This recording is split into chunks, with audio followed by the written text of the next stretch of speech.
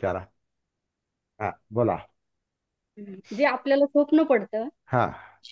तर आपल्याला जर एखादं चांगलं सुंदर स्वप्न पडत असेल किंवा आपण एखाद्या बगीचात फिरतोय किंवा गार्डन मध्ये, आणि तिथं खूप आपल्याला असं आपलं मन एकदम तिथं रमून गेलंय, त्यात आपल्याला आनंद भेटतो. पण जे वाईट स्वप्न आहे त्यापासून का आपल्याला असं वाटतं का नको नको हे स्वप्न नको बघायला? काय सोपं उत्तर आहे ना त्याला. जी गोष्ट नको असते ती यातना देणारी असते म्हणून नको आहे ते. हा. मन दुःखापासून पळ काढतं, हाच तर प्रॉब्लेम आहे. दुःखापासून पळ काढतं, हा बरोबर. चित्त हे दुःखापासून पळ काढतं आणि आनंदामध्ये मशगूल राहतं, आणि हाच तर प्रॉब्लेम आहे. पण ते त्या आनंदाचे क्षण तर ते खोटे असतात ना. असं ते तर ते त्या चित्ताला ते कळत नाही ना, ते स्वतःला कळत नाही ते. कारण ते अंधारातच भटकते, म्हणजे ते अविद्येतच भटकते, ते अजागृतपणेच भटकतंय. कारण चित्ताला ते त्याला जाणव त्याला भटकत ठेवणाऱ्या जे त्याला भटकत क्षण. ठेवणाऱ्या इच्छा आकांक्षा असतात, तृष्णा असतात. आणि हे सगळं जोपर्यंत आपल्याला भान येत नाही, सती येत नाही चित्तामध्ये चित्तानुसती जोपर्यंत येत नाही, भान येत नाही, तोपर्यंत हे त्याचं चालूच राहणार आहे. म्हणून मुख्य काम जे सांगितलंय ना, ते जागृतीचं पहा. आपण जे आनंद, चित्ताला आनंद आवडतो, म्हणून आनंद देणाऱ्या गोष्टींमध्येच आपण, म्हणजे आपलं चित्त अडकून अडकून पडतं. पडतो. आणि म्हणूनच मग आपण ते ध्यान करतो. ध्यान ध्यान का करतात? तुम्ही आता ध्यान करणारे लोक, आता मी पण केलं खूप, म्हणजे खूप वर्ष ध्यान हा विषय आहे. पण आपण स्वतःला प्रश्न विचारून पहा की आपण ध्यानाच्या विषयात का अडकतो. तर ते पलायन आहे. पलायन, हो, पलायन ते आपण का पलायन करतो? कारण इकडे दुःखाच्या विषयात चित्ताला यातना होतात. आणि आपल्याला जागृतीमुळे हे पण कळतं का आपलं सुख आपण दुःखात शोधतो. हा. सुख ज्याला आपण सुख म्हणतो, ते तेच दुःखापासून आपलं पळ दुःख. आहे, ते पलायन आहे. ती दुःखमुक्ती नाही. दुःखमुक्ती हा वेगळा विषय आहे. ते सुख, सुख म्हणजे आपल्याला ते सुख आपल्याला आपलंच वाटतं, पण तेच दुःखाचं कारण असतं. सुख आपल्याला आपलं वाटतं, कारण हम्म. त्याच्यात सुख मिळतं आणि दुःख विसरलं जातं, म्हणून ते रमतं. मन चित्त त्याच्यामध्ये रमतं, मन रमतं त्याच्यामध्ये.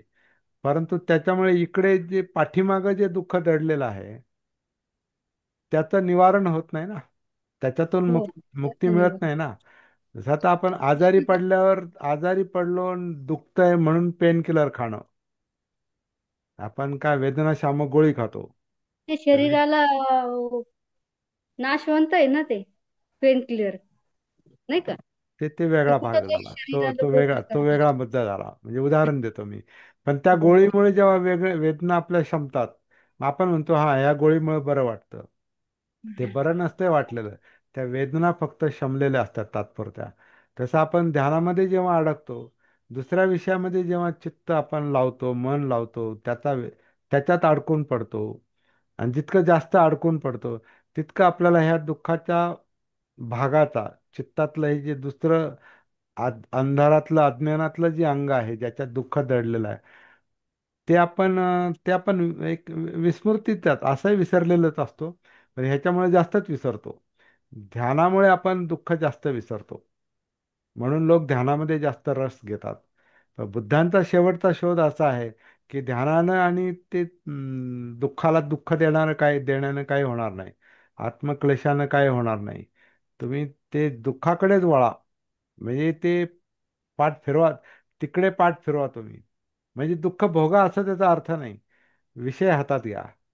हम्म, हम्म, तो हम्म. प्रश्न सोडवणं आपल्याला शक्य आहे असं ते म्हणतात. ते चित्तावर नियंत्रण करणं. नियंत्रण नाही करायचं, चित्त समजून घ्यायचे. समजून घ्यायचं. चित्त म्हणजे आपण नाही, म्हणजे आपण त्याला धरून नियंत्रणात ठेवू.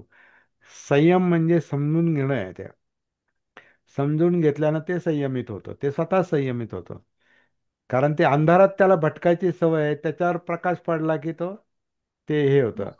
जसं एखादा, काही असतात ना, काही समजा आता उंदरं असतात, घरातली उंदरं असतात. आता ज्यांना माहिती आहे त्यांना, ज्यांना अनुभव, किंवा इतरत्र पण पाहतो मी, जरी आपल्या घरात नसली तरी इतरत्र. ते उंदर अंधारात जास्त पळतात बघा. आणि प्रकाश असला ना, मग ते बिळात असतात. त्यांच्यावर प्रकाश असला का मग त्यांना माहिती आहे इकडं तिकडं पळालं की मग धोका आहे. तर मग ते अंधारात जास्त खडबड करतात ते. अंधारामध्ये जास्त पळापळ करतात. तसं चित्त अंधारात जास्त तृष्णेच्या इच्छांच्या मागे पळतं ते. आणि त्याच्यावर जेव्हा सतीचा फोकस पडतो, तेव्हा ते आपोआप संयमित होतं. नॅचरली होतं. विचार पण संयमित होतात. बंद नाही पडणार. बंद पडत नाही कधी काही. कारण त्या चित्तामुळे मनामुळे जिवंतपणा आहे. त्यामुळे ते बंद नाही पडणार, पण संयमित होतं. असा तो विषय दिसतो. म्हणून ते जे आपण चित्ताकडे पाठ फिरवतो, तिकडे आपल्याला, जिथं दुःखाकडे आपण पाठ फिरवतो, तिथं आपल्याला फेस केलं पाहिजे. त्याच्यावर जागृतीचा प्रकाश पडला पाहिजे. मग ते प्रश्न नॅचरलीच काही करायची गरज नाही. म्हणजे आता मी असं करेल आणि तसं करेल, काही करायची गरज नाही. ज्याला ज्याला हे गुहेत दडलेलं आहे म्हणजे अंधारात दडलेलं आहे. हाडामासात दडलेलं आहे म्हणजे अंधारात दडलं आहे. आणि आतमध्ये अंधार असल्यामुळे ते जास्तच पळापळ करते. ते त्यालाही कळत नाही, कारण ते अज्ञानात आहे. म्हणून जागृती हा माणसाला नैसर्गिकपणे मिळालेला जो काही वारसा आहे, जे काही आपल्याला काय म्हणतात ती संधी आहे, देणगी मिळालेली आहे निसर्गाकडून माणसाला. म्हणूनच माणूस माणूस आहे. माणूस हा बरोबर. माणसात काय, माणूस काय, जागृतीमुळं, सतीमुळं. सतीमुळं त्याला समज येते. समज आल्यामुळं संयम येतो. संयम आल्यामुळं नीट वागलं जातं, नीट बोललं जातं, नीट काम केलं जातं. मग त्याचे परिणाम चांगले होतात. हा कार्यकारण भाव आहे. म्हणून बुद्धांना जे सापडलंय तो सतीचाच मुद्दा आहे बुद्धगयेमध्ये. तर 40 दिवसातलं काम आहे ते. ते पहिले सगळे ध्यानाची आणि याची त्याचे सगळे ते इतरांनी शिकवलेली ध्यानं आहेत, सांगितलेली ध्यानं आहेत. आणि काही स्वतःच शोधलेली असतील त्यांनी. पण ते सगळं टाकून दिलं त्यांनी, सोडून दिलं. ते दुसरं टोक आहे जगण्याचं असं ते म्हणतात. एक टोक आहे नुसतं उपभोग घ्या, काम सुखल्लिका अनुयोगो. दुसरं टोक आहे दुःखाला दाबा, म्हणजे आत्मक्लेश द्या. त्याच्यापासून पलायन करा, नाही तर त्याला दाबून टाका. तर ध्यान म्हणजे पलायन आहे. आणि त्याच्यावर दडपण टाकणं, त्याला अजून ताब्यात ठेवण्याचा प्रयत्न करणं, समजून नाही घ्यायचं, त्याला धरून ठेवायचं. ती पण इच्छाच आहे परत. तर इच्छाने इच्छा कधी मारली जात नाही किंवा ताब्यात येत नाही. इच्छेला समजून घेऊनच इच्छाशक्ती ही, अनावश्यक इच्छाशक्ती म्हणजे तृष्णा, ही ताब्यात येते. ताब्यात येते म्हणजे संयमित होते. आणि आपोआपच त्याच्यामुळं चुकीची कृती घडत नाही, चुकीचा परिणाम होत नाही, म्हणजेच यातना होत नाहीत. येथे असा सरळ तो प्रतित्य समुत्पाद दिसतो, कार्यकारण भाव. तर हे आपल्याला शिकायचंय. हे आपल्याला शिकायचंय. आणि जुन्या धारणा ज्या आहेत आपल्या, जे आपण जुनं करीत आलेलो आहोत, त्याचं पुनर्परीक्षण करायचंय. आणि धाडसानं परीक्षण करायचंय. उगीच मी आता इतके 10 वर्ष करते, 10 वर्ष करतो, 20 वर्ष करतो, 40 वर्ष करतो, मग ते कसं सोडू? आणि मग त्याच्या मागे एवढे लोक आहेत, मग ते कसं सोडू? मग ते कालामानं जे सांगितलंय ना बुद्धानं, ते लक्षात घ्यायचं. बुद्धाने त्यांच्या धम्ममध्ये पण, बाबासाहेबांनी त्याचा उल्लेख केलेला आहे. धर्मग्रंथ प्रमादातीत आहेत असं मानणं अधम्म आहे. कोणताही धर्मग्रंथ हा बिनचूक नाही.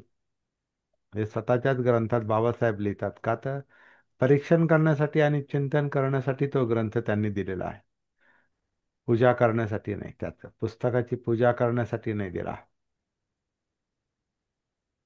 पण आपल्याला कसं आहे, जनरली सर्वसामान्य माणसाला हे संशोधन नको असतं, कारण डोक्याला खुराक नको असतो.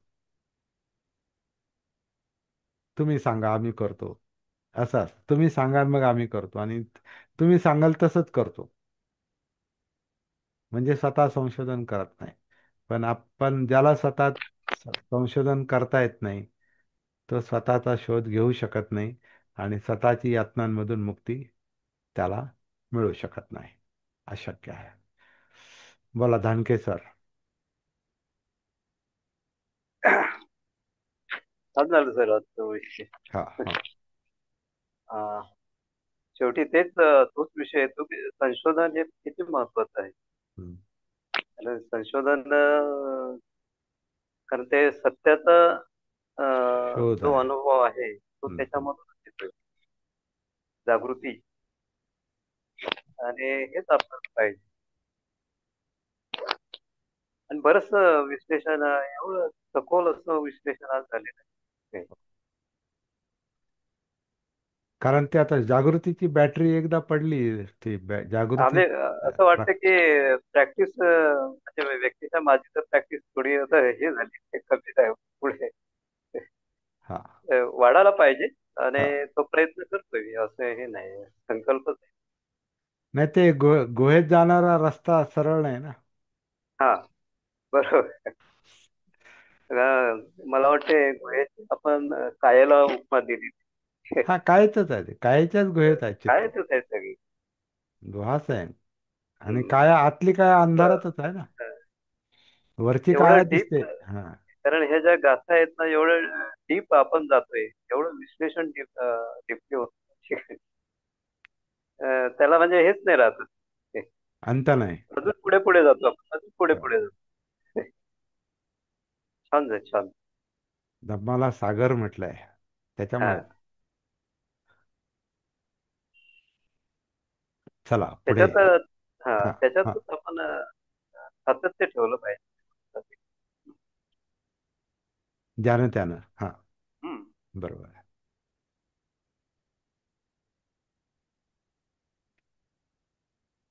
शत्रुपक्षापासून धोका परत बोला. हा याची आपण तुलना जी केलेली आहे उंदरांची, हा. की उंदीर आणि चित्त समजा थोड्या वेळ, हो. तर अंधार असताना उंदीर जास्त पळापळ उंदीर करतात. उंदीर म्हणजे चित्त नाही. अम, उंदीर म्हणजे इच्छा, आकांक्षा, तृष्णा. हा हा ते आणि त्या तर चित्त चित्त स्वतः नाही पळत. हा चित्त स्वतः स्वतः पळत नाही. चित्तामधल्या ज्या इच्छा, आकांक्षा, तृष्णा आहेत त्या चित्ताला पळवतात, आणि चित्त गुहेत असल्यामुळे अख्खी गुहा पळते, म्हणजे शरीर पळतं, हा सक्रिय होतं. ही तुलना आम्हाला आवडली ती, हा की हा. उंदीर पळापळ करतात आणि उजेड असल्यावर त्याला शत्रूपासून धोका निर्माण होऊ शकतो, अस्तित्व नष्ट होऊ शकतो, म्हणून ते थोडं लपून राहतात समजा. हा आणि चित्त चित्त आपल्याला स्वतःला लपवतं, तो त्याच्यातून एक घेण्यासारखा मुद्दा आहे. आपण आपल्या अंतरंगात शिरायला आपल्याला बहुतेक लोकांना का भीती वाटते माहिती आहे का? खरं शिरायला भीती वाटते कारण त्या चित्ताला असं वाटतं का मग त्याला आपलं पुढं काय मग. तर त्या चित्ताला कोणाची भीती आहे? तसं उंदरांना समजा त्याच्या त्याला जगायचे, शत्रुपक्ष त्याला जगायचे. जिवंतपणा जो आहे ना, त्याला त्याला त्याला त्याला त्याच्या ज्या इच्छा आकांक्षा ज्या आहेत, ज्या यातनादायक आहेत, ते जे दुःख देणार आहेत, पण त्याला त्याची सवय लागलेली आहे, हॅबिट म्हणतो आपण त्याला. सवय जी लागलेली आहे ती वाट पडलेली आहे ना त्याची. आपण ज्याला आपण म्हणतो ना सवय. सवय म्हणजे काय? आपल्याला विशिष्ट पद्धतीने बोलण्याची, वागण्याची सवय लागलेली आहे. म्हणजे ती सवय कोणाला लागलेली आहे? ती चित्तालाच लागलेली आहे. Routine routine. रुटीन ते त्यालाच लागलेली आहे सवय. आणि त्याला मुद्दाम त्याने लावून नाही घेतली. ते अविद्येतच जन्माला आलेलं आहे, अज्ञानातच जन्माला आलेलं आहे. त्याला दुसरा शब्द विज्ञान आहे. विज्ञान शब्द आहे त्याला, चित्ताला. तर अविद्येतून संस्कारित होऊन ते विज्ञान म्हणजे ते चित्त सक्रिय होतं. तर ते मुद्दाम नाही करत ते. चित्ताला दोष देण्याचा मुद्दा नाही हा, चित्त समजून घेण्याचा मुद्दा आहे. आपण त्याचा रागराग करूच शकत नाही. त्याचा रागराग करणं म्हणजे स्वतःचा रागराग करणं. म्हणून तर तेच ते खरं. आत्मक्लेशाकडे जाण्याचा जो इच्छा होते ना. लोक आत्मक्लेशन तपस्या का करतात? ते ह्याच्यामुळेच, कारण त्यांना ते चित्त नको असते आणि ते त्याला दाबायला पाहतात. दाबून दाबून त्याला दाबल्यानं, त्याला प्रेस केल्यानं, सप्रेस केल्यानं ते निष्क्रिय नाही होत. जसं एखादं तुम्ही बीज असतं, बी असतं, किंवा कोणता दाणा असतो. तर दाणा आता त्याला त्याला पुढे जाता येत नाही, म्हणून तो जणू काही ते गुपचीप पडून असतो, ते दाणे पडून असतात ते. पण जसं त्याला पाणी लागतं, त्याला कुठं माती मिळते, त्याला हवा मिळते, त्याला प्रकाश मिळतो, त्याच्यातून लगेच ते अंकुर फुटतं त्याला. आपल्याला वाटतं ते काय म्हणतात, निर्जीव बीज आहे. ते निर्जीव बीज नाही ते. त्याच्यामध्ये जीव धारणा धारणा होण्याची क्षमता आहे.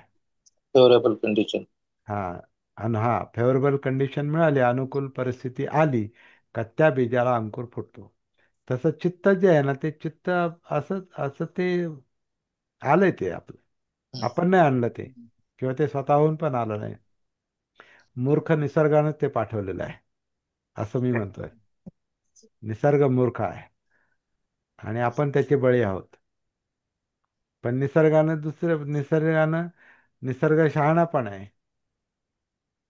त्यानं जागृती पण आलेली आहे. पण आता निसर्ग म्हणजे काहीच नाही, सगळं काही कार्यकारण भाव आहे. आपण म्हणतोय निसर्ग, कारण कसं असतं, कोणाला तरी एकाला जबाबदार धरणं बरं वाटतं आपल्याला. हा, त्याच्यामुळे झालं, याच्यामुळे झालं, म्हणजे आपल्याला टार्गेट करायला सोपं जातं. पण निसर्ग काही नाही, तो एक शब्द आहे फक्त. ती एक समज आहे माणसाची, ती एक कल्पना आहे माणसाची. निसर्ग वगैरे काही नाही, सगळं काही कॉज अँड इफेक्ट, कार्यकारण भाव, प्रत्यक्ष समुत्पाद. म्हणून लोक देव का मानतात, ते एकाला जबाबदार धरायला बरं असतं. त्यांनी केलं निर्माण, त्याचं काम आहे, त्यांनी केलं, असं म्हटल्यामुळं कुठं काय डोकं चालवायची गरजच नाही ना बाकीचं. त्यांनी केलं, त्याच्यामुळे झालं. मग तो तिथं आहे, इथं आहे, तिथं आहे, जळी स्थळी काष्टी पाषाणी आहे. मग सूर्यात देव आहे, चंद्रात देव आहे, पृथ्वीत देव आहे, पाण्यात देव आहे, झाडात देव आहे, दगडात देव आहे, माणसात देव आहे, ह्याच्यात देव आहे, मग ते कसं कुठेतरी ती कल्पना कुठेतरी स्थापित करणे. त्या मुळापर्यंत जायचं नसतं त्यांना. हा, तर ते जाणं हे अवघड पण असतं. आणि जाण्याची तेवढी अं, ती सती त्याचं त्याची त्याची सती जागृती भान हा फार मोठा शब्द आहे. म्हणजे त्याला एकदम असं, जेव्हा आपण सती शब्द वापरतो ना, तेव्हा तुम्ही एकदम, मी तर म्हणतो असा विचार करा. आता तरी पण तो उजेड आहे तो. हा, तो जर उजेड समोरचा बंद पडला तर अंधार आहे सगळा. पण जेव्हा सती म्हणतो आपण, तेव्हा असा तो विषय आहे. आता काय झालं, सगळं दिसतंय. आता तो प्रकाश जर नसता तो समोरचा, समजा आपण आता रात्री बसलेलो असतो आणि लाईटी बंद करून टाकल्या, तर आपल्याला काहीच दिसत नाही.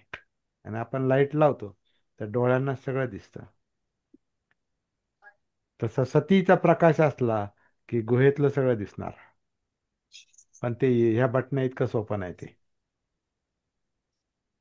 क्रमाक्रमानं ते पुढे सरकायचं. आपण जर बॅटरी घेऊन आपण अंधारात जातो, तेव्हा आपण जिथं बॅटरी दिसते तिथलं दिसतं ना आपल्याला.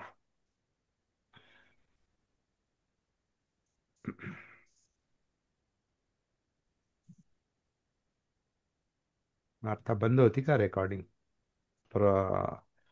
योग्य वाटतं की नाही बघा. मला मला तरी असं वाटतं, बहुतेकांचं बुद्ध धर्मातलं काम जे आहे ना, हे चाचपडत चाललेलं आहे. लागलं तर लागलं काहीतरी आता, म्हणून हे वाचा, ते वाचा, इकडं जा, तिकडं जा, हे करा, ते करा. पण हे आपलं बाहेर तात्पडणं आहे, तर ते थोडंसं तात्पडावं लागतं, तात्पडून पाहावं लागतं. परंतु ते सगळं का तात्पडायचंय, तर अंतरंगाचा शोध लागावा म्हणून, स्वतःचे प्रश्न सुटावेत म्हणून, स्वतःतलं भय कमी व्हावं म्हणून, स्वतःतला आत्मविश्वास वाढावा म्हणून, स्वतःला स्पष्टता यावी म्हणून, स्वतःला नीट काम करता यावं म्हणून. मग ते स्वतःचं काम करा नाही तर समाजाचं करा. स्पष्टता नसेल तर काहीच काम नाही करू शकत आपण, तात्पडत काम करतो. बरोबर आहे सर. चाच पडत, कारण हा, आपण डोळ्याने आणि चाच पडणारा मनुष्य आंधळा असतो. आणि मग डोळ्यानं ते आपण बाहेर पाहू शकतो, पण सत्तीनं जे आतमध्ये पाहायचंय ते पाहणं वेगळंच आहे ना. ते पण अंतरचक्षू ओपन होतात. अंतर्दृष्टी, म्हणून त्याला अंतर्दृष्टी म्हटलंय ना, इनसाइट. ते बाहेरचे डोळे नाहीत, ते आतले आतले डोळे आहेत. आणि ते प्रज्ञाचक्षु आहेत. ते खरं म्हणजे ते अंडरस्टँडिंग, ते समज, दृष्टी, आतली समज आहे, आतले डोळेच आहेत. जसे बाहेरचे डोळे, हे जे मांस चक्षु ज्याला आपण म्हणतो, ते बाहेरचं पाहतात आणि बाहेरच्या जगाचा बोध करून घेतात. आतमध्ये पाहायला हे डोळे काही कामाचे नाहीत. तर ते डोळे म्हणजे जागृती आहे. जागृतीचा तो प्रकाश आहे आणि प्रकाशात दिसणार म्हणजे त्याला समज म्हटलेला आहे. अंतर्दृष्टीचे डोळे आहेत ते. अंतर्दृष्टी. आता ते कसं आहे, आपल्याला ते एक काहीतरी शब्द पाहिजे बा जो समजेल आपल्याला, म्हणून ते अंतर्दृष्टी म्हटलंय. पण अंतर्दृष्टी, आता दृष्टी जर डोळ्यालाच असते तर आतमध्ये तर डोळे नाहीत, मग आत कसं काय दिसतं? तर ते समजण्यासाठी अंतर्दृष्टी म्हटलेलं आहे. परंतु ते एक मनाचं एक चित्ताचं एक कार्य आहे ते. का ते जागं झालं का त्याला स्वतःचं, ते सतीमध्ये आलं की त्याला स्वतःचं भान येतं, त्याच्यात काय चालतं हे त्याला कळतं. जसं आपलं घर असतं आणि आपल्या घरामध्ये कुठं काय काय आहे हे आपल्याला माहिती आहे. त्यामुळे लाईट नसताना पण आपण सांगू शकतो इथं हे आहे तिथं ते आहे. लाईट असताना आपण ते सगळं बसवलेलं आहे. त्यामुळे लाईट नसताना आपल्याला ते लक्षात येतं आपल्या घरात इथं हे आहे तिथं ते आहे. पण आपल्या घरात दुसरा माणूस आल्यानंतर आणि तिथं अंधार असेल तर तो नाही सांगू शकत कुठं काय आहे, कुठं काय आहे. किंवा दिवसाही आला तरी तो सगळं नाही सांगू शकत कुठं काय आहे, कुठं काय आहे. तसं आतमध्ये आपण सतीची प्रॅक्टिस किती करतो? फक्त पाहुण्यासारखं घरात जातो की आपलं समजून घरात जातो आणि आपलं कर्तव्य म्हणून, आपलं काम म्हणून आपण त्याचं परीक्षण करतो, निरीक्षण करतो, म्हणजे साधना करतो आणि जाणून घेण्याच्या इच्छेनं करतो, मनापासून करतो, तर मग ते एक एक थोडं थोडं थोडं थोडं ते सापडत जातं.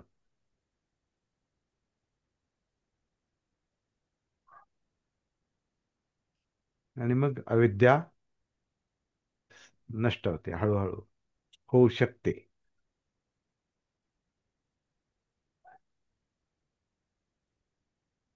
असा हा मुद्दा दिसतोय एकूण.